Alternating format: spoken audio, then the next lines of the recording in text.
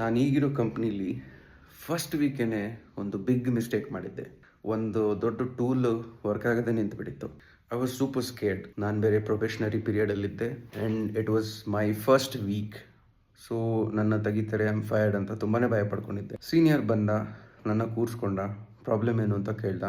Night ಆಗೋವರೆಗೂ ನನ್ನ ಕೈಯಲ್ಲೇ ಅದರ ಸೊಲ್ಯೂಷನ್ ಹುಡುಕಿಸಿ ಆ ಟೂಲ್ನ ವರ್ಕ್ ಆಗಂಗೆ ಮಾಡಿ ಫೀಡ್ಬ್ಯಾಕ್ ತೊಗೊಂಡ ಮೇಲೆ ನನಗೆ ಲಾಗ್ ಆಫ್ ಆಗಕ್ಕೆ ಬಿಟ್ಟ.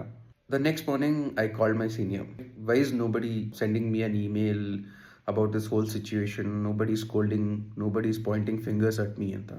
He said a very beautiful line. If I had started scolding you the moment I knew that you made that mistake, the tool would not have been corrected by now. ಅವಾಗಿಂದನೂ ಆ ಟೆಕ್ನಿಕ್ನ ನನ್ನ ಲೈಫಲ್ಲಿ ತುಂಬಾ ಅಳವಡಿಸ್ಕೊಂಡಿದ್ದೀನಿ. ಈಗೇನೋ ತಪ್ಪಾಯ್ತಾ, the first thing I do is find a solution and correct the mistake. ಆಮೇಲೆ finger pointing, ಬೈಯೋದು, warning, precautionary measures, everything try ಮಾಡಿ ನೋಡಿ.